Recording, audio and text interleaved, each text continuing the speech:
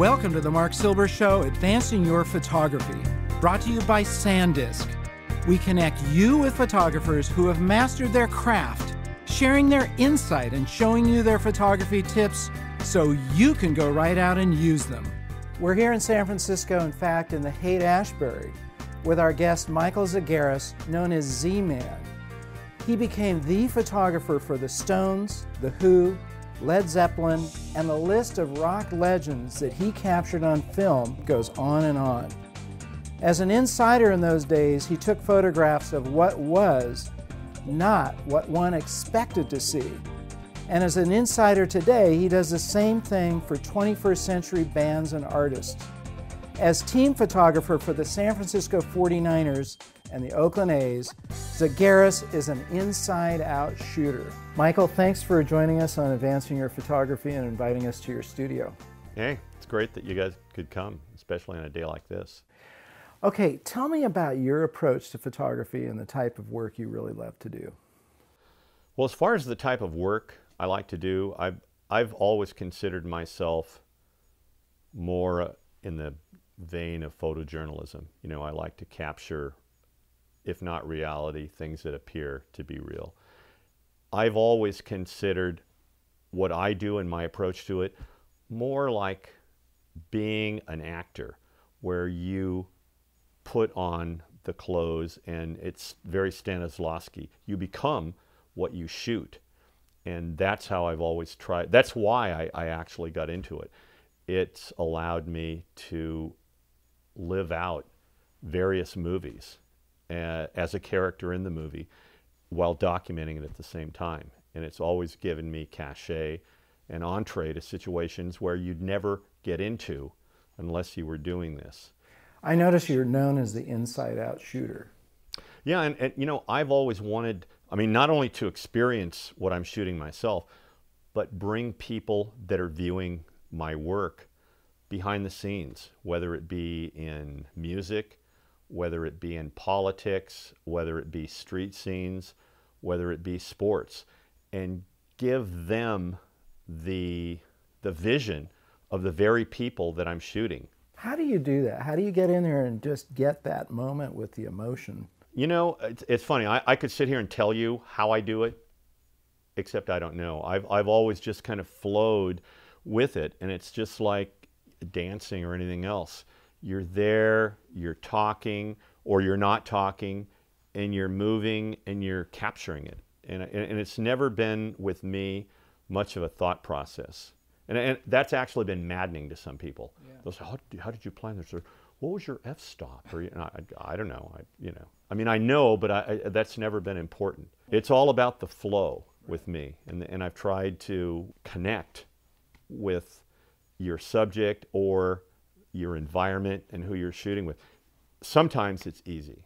Okay, on a practical point here, can you kind of walk us through a step-by-step for how you prepare for a shoot and how you actually get out there and start getting those images? You know, it depends on what kind. If I'm going to do a cover where we're going to go in a studio and do something, I might start a couple of weeks ahead of time by thinking, okay, I'm going to do so-and-so for this magazine cover. What do I want to do? How do I see them? If I'm going to shoot you, for instance, you and I talk about it. Yeah. And I'll say we could do this. And how do you feel about it? What do you? And then I usually tell them, hey, you know what? This isn't about me taking just your picture. I want more than that. Let's do something that in 40 or 50 years you can look back on and go, this is incredible. This is dynamite. I want you to act or to be either who you are or who you think you are or who you'd like to be. But you have to put it out there. And I don't care if there's 80 people here. Screw them. There's just you and me. And that's hard, but let's try to do that. Did you have that kind of collaborative work in the rock world? Oh yeah, it's funny. It's much easier in the rock world because, especially with the English bands, they're all performers, or most of them are performers. because it's not just about music, and it never has been. Okay, Michael, any tips for composition?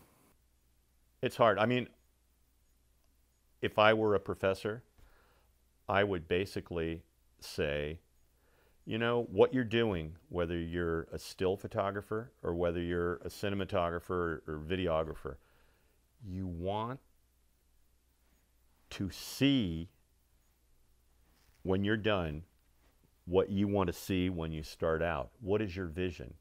If you're doing people, that's certainly important, but you also might want to frame it in the context of where you're at.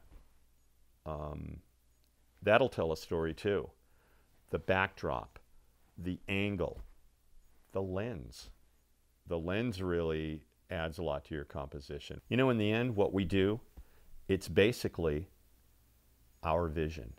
And it's not unlike a visual diary. And when you're done, you're doing it for you, and then you're sharing it with other people.